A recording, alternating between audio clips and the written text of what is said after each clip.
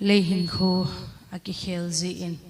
Krista wang angai ngai he tila pathe mi lo pe na dingin sang te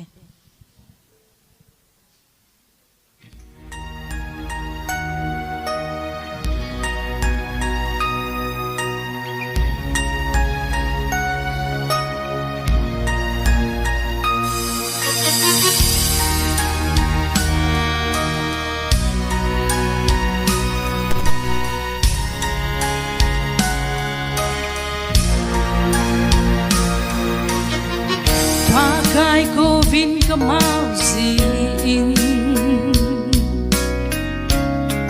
Don bud na kamumong ko Akale pakai kadem zin Hilay lung don ka namin Hiyong talo na Come to yun ka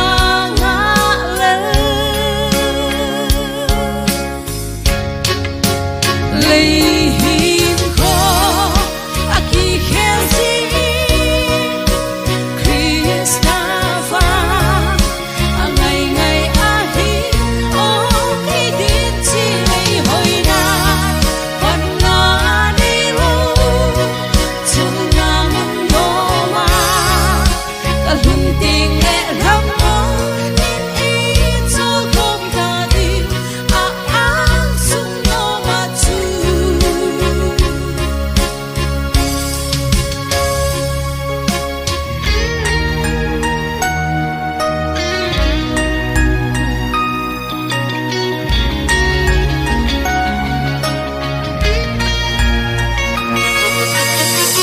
lung don lung sin na hong ibo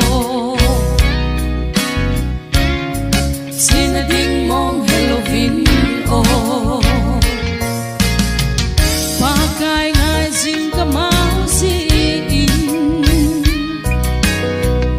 ei ho din asim kitso na le selena gam chu yun ka nga le leihin ko aki helsi Krista wang angai ngai ahi okay din si lei hoi na pan na ni lo